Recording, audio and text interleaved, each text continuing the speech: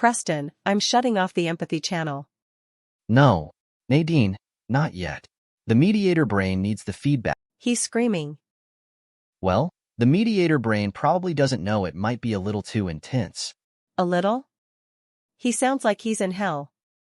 No wonder I've heard the inmates refer to you as Dr. Hell. I wonder how his victim sounded when he was carving her up. All right, that should be enough. Remember, you're the one who convinced me we are not little ghosts sitting at a control panel behind our eyes, making decisions that we are responsible for. Correct, but it makes others feel good to see an eye for an eye. That's how I was indoctrinated in religion, but religion also taught me forgiveness and love. rehabilitation. You are correct. Rehab also involves changing behavior, and behavior is based on future simulations of which decisions will bring pleasure and which will bring pain. So we must find the balance. How can we know? It will be up to society to decide that, just as judges and juries do now. The mediator brain is just another tool. At first, my job consumed me. I felt Nadine was my kindred spirit, and we were both on an adventure of discovery. We married and had a baby girl named Marissa, and the years flew by.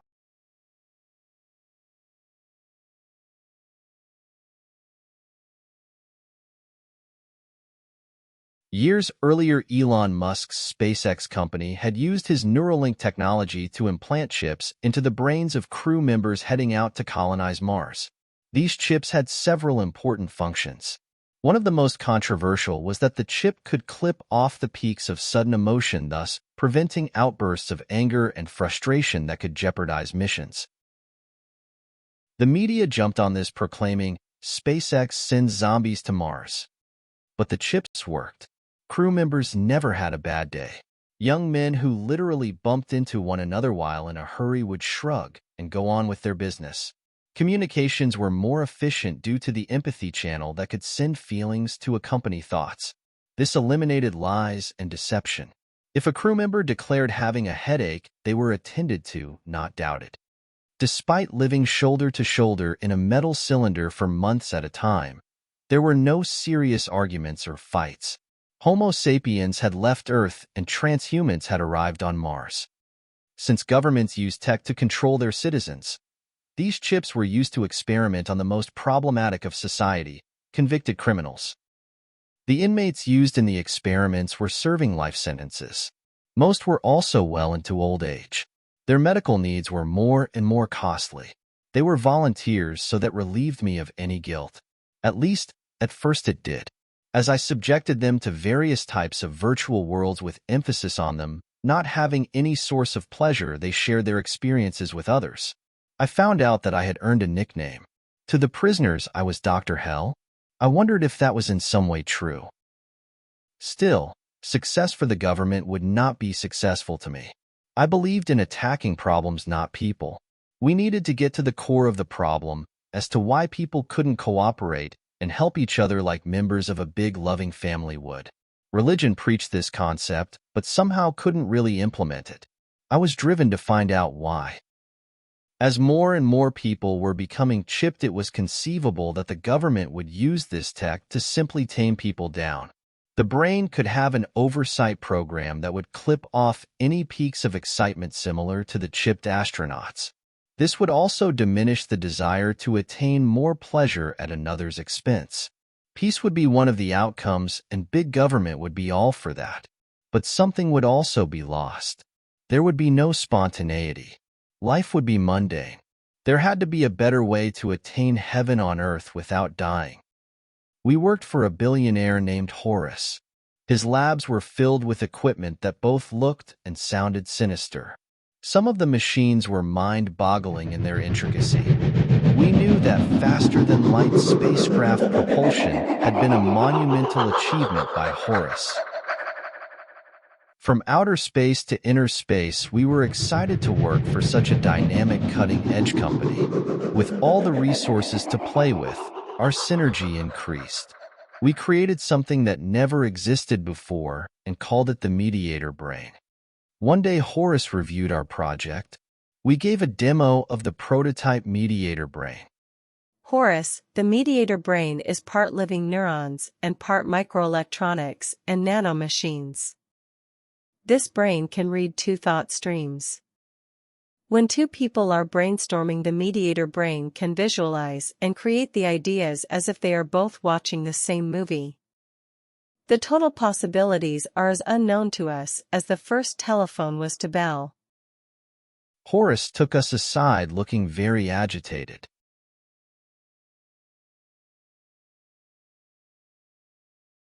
I have a son who has just been sentenced to life for murder.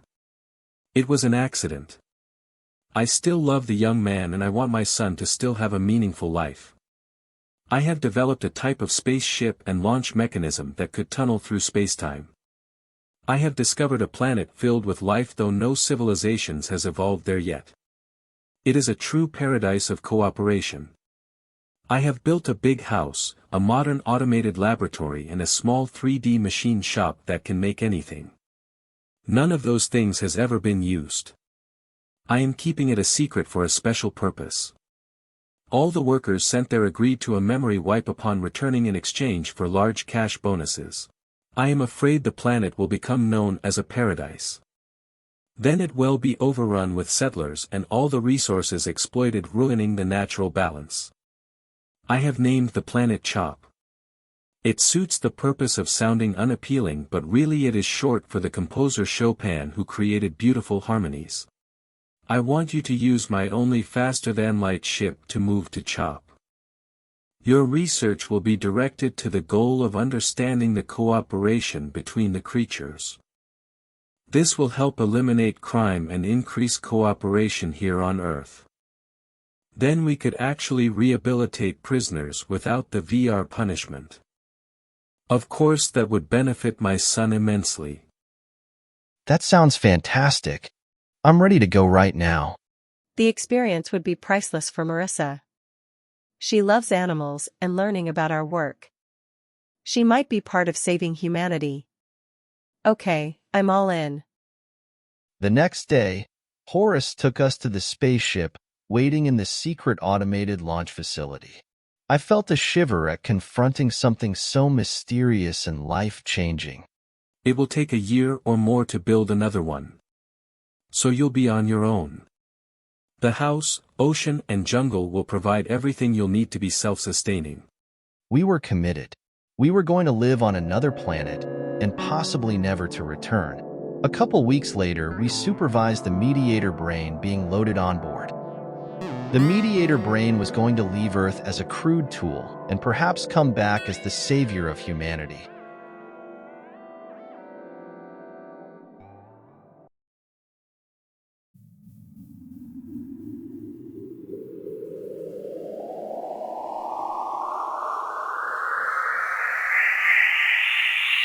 The wormhole was surreal. There was actually structure here. But of what? Then we were in orbit around a planet as blue and cloudy as the Earth. For a moment we were all silent, just sponging up the feeling of success. What would we experience in the world below? It was like being reborn. My joy was short-lived when Nadine started moaning. I feel nauseous. My stomach really hurts bad. Oh great. We've got red flashing lights too. The autopilot landing routine is on. As soon as we get down, I'll get you into the house med lab. Hang tight, everybody. After the ship managed to land just offshore, we quickly made our way to shore. Nadine was moaning in great pain. When I got her into one of the house's medical lab, I was able to determine that her internal organs had gotten rearranged during the maneuver through space-time. She didn't have much time to live. I discussed this with her. She took it stoically and insisted that her only option was to undergo a brain removal. She would exist in a VR world until I evolved the mediator brain to somehow live in an artificial body in this world, or for me and Marissa to enter her VR world. There was no time to argue. Horace's lab was state-of-the-art. With the help of robotic surgical arms, I felt confident I could remove Nadine's brain and insert it into an artificial environment. I made sure Marissa was occupied in another room. I instructed her to try to create companion creatures for Nadine when her brain was connected to the VR world. I loved working with one of the mediator brain prototypes and watching the delicate fairy-like creatures it would manifest in the air around it. But I couldn't stop worrying about my mother. My thoughts drifted to my childhood memories. I have so many good memories of my mom. She would get on the floor with me and really enjoy playing with my blocks as much as I did.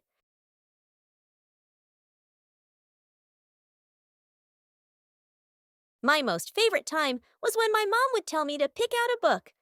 I would run to my big collection and try to make up my mind which one I wanted her to read to me.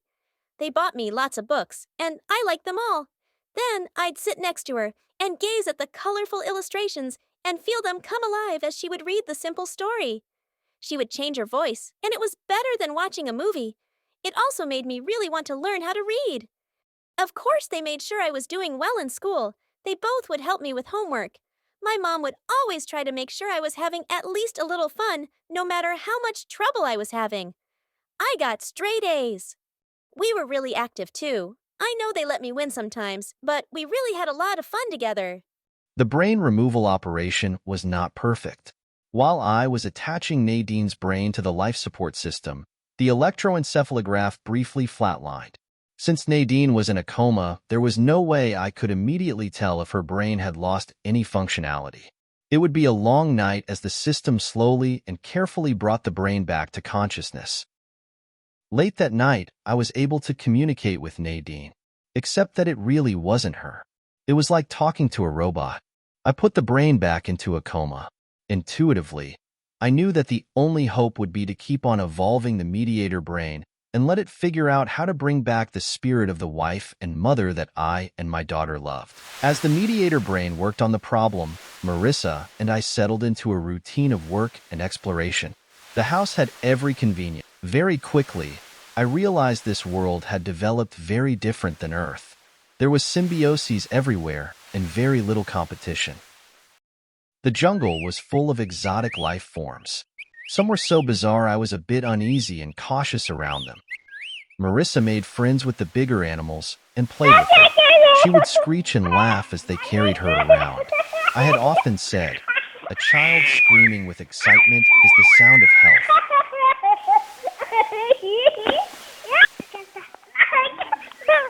I'm glad my daughter is well educated for her age. She has become my much-needed assistant. She is enthusiastic about the research, especially because she realizes it might help bring her mother's spirit back into her life.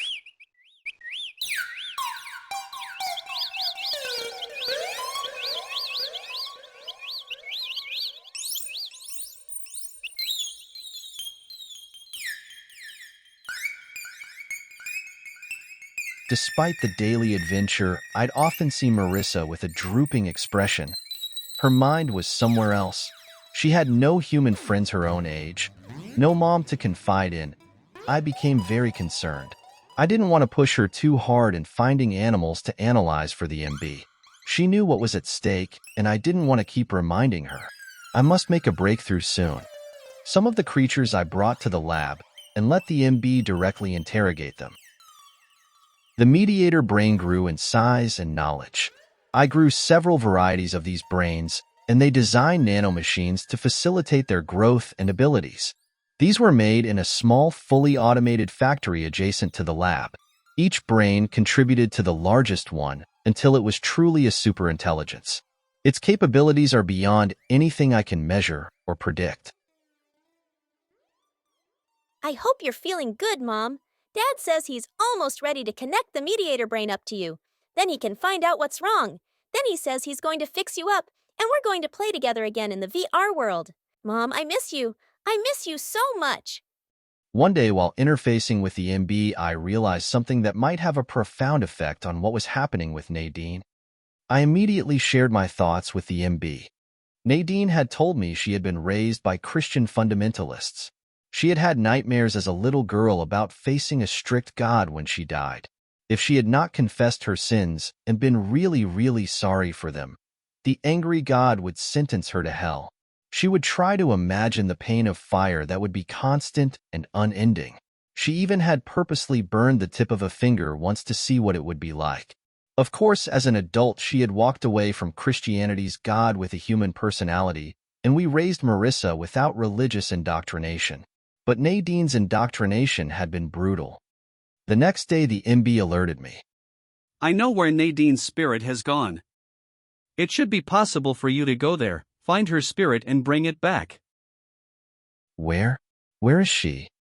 In hell. I was too stunned to speak. No. I gently restrained the emotional girl. Where is hell? You could be transported there using the same technology as was used to get your spaceship here from Earth. There are other superintelligences in the galaxy I have sensed. The hell was created by them for reasons I as yet do not know. I can show you on the monitor. A monitor lit up with a big black half-open gate, revealing a far-off volcano spewing dark smoke and fire. Would you like me to design a device so you can go there? The question was absurd.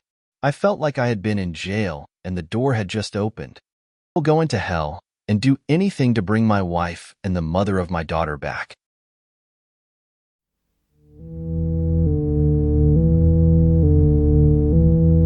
There was a weird noise and a growing fear that I was dissolving.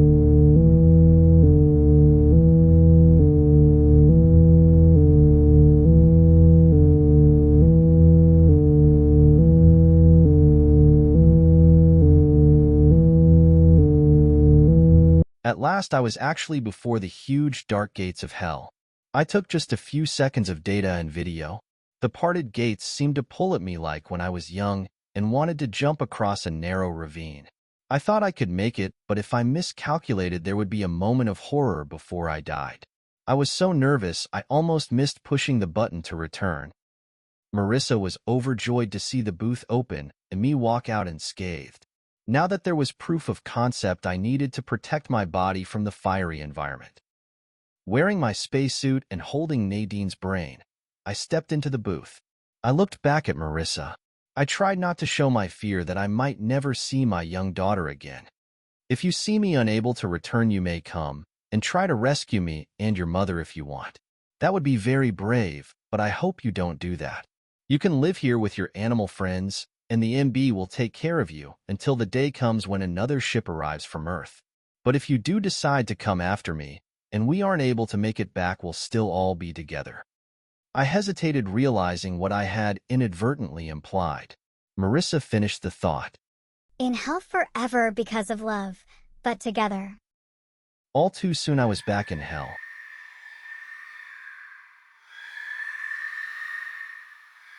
I hid behind a rock to summon up some courage and gather data. There were so many demons, some flying with wings like bats, others plodding around with monstrous bodies. I reminded myself that what I was seeing was the result of many human imaginations tortured by religious leaders and, I guess, alien imaginations. They would not have my Nadine. Alone in the lab, I watched my father's journey. He seemed so close, I shouted out to him. The search for Mom's soul meant Dad going right up to a pit and the demon that oversaw that particular pit. I soon got the impression they were very dull-witted and slow to react to something so different than they had ever encountered before. Some of them were true monsters from my worst childhood memories. I had tried to shield Marissa from the abundance of horror movies and videos available until her rational mind developed more. I wondered what she was going through watching all this.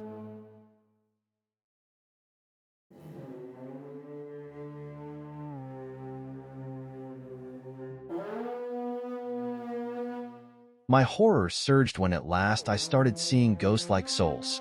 They writhed in agony.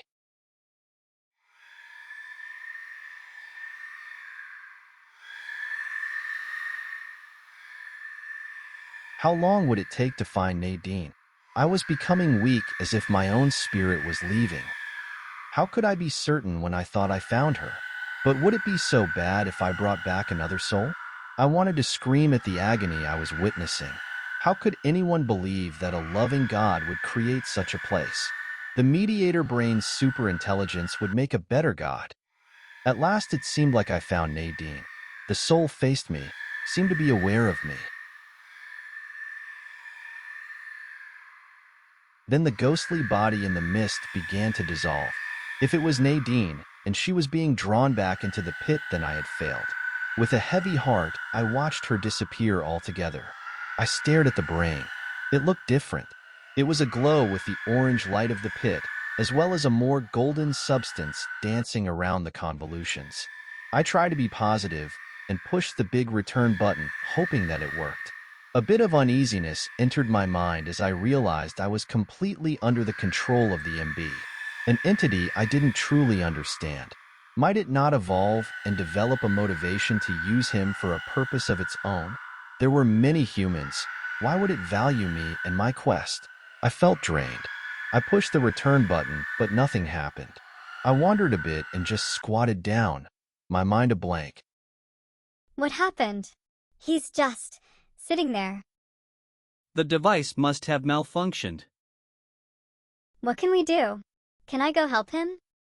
You can bring him something that will shield your mother's brain from the effects of hell. That is what is stopping the transition. It is very simple and I am having it constructed right now. I'm ready, I guess. Will I be able to find him? I have memorized all movements of your father, so I will be able to guide you. I will not be able to help you though if you encounter a demon and it senses you are not a condemned spirit. Hell was smoky and dreary. I was on edge, but putting one foot in front of the other. I had to make it to my dad. I was making good progress when I came close to a pit and an immense demon reared up, fixing me with huge, terrible red eyes.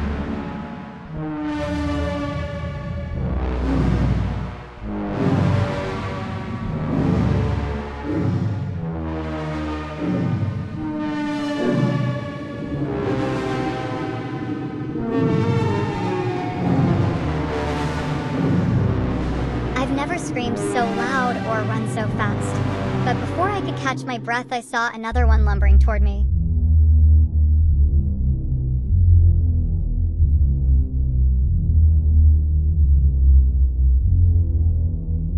I felt like I was in a nightmare and just couldn't move as the monster got closer.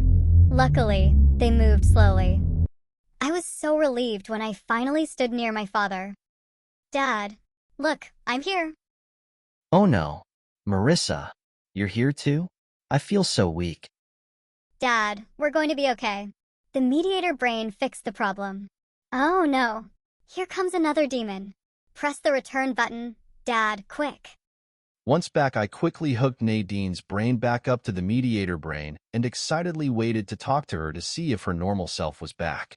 But the MB had a better idea. I have constructed a heaven in reality where hell is, though they are completely separate. Marissa, I think we were both very brave today. We achieved something no other human has done by going to hell and back. Now we'll see if it was worth it. Mediator brain, take us to reality and let us meet Nadine. The passageway to heaven was similar to the wormhole in structure, but breathtaking in its beauty. The first thing Marissa did was share a private moment with her mother. I guess my vision of paradise is a bit different than you guys. Everyone should have wings, for sure. And no gray hair for Dad. The funny thing is, I'm sort of glad this all happened. Now we're not only back together, but this place is better than the real world. Watch this. No more wings, and look how tall I am. Let me just say I'm glad there aren't any boys around. This place has everything but other people. I know what I must do. I will return to hell and bring back more spirits. Maybe all of them if I can get the MB to make the right tools. And I am motivated to do it, even if it takes years. I'll help you. I want to have other people to play with. That hell place needs to be destroyed. And I am motivated to do it, even if it takes years. It will be my life's work. Scary but fulfilling. I am Dr. Hellbreaker. Hellbreaker. Hellbreaker. Hellbreaker.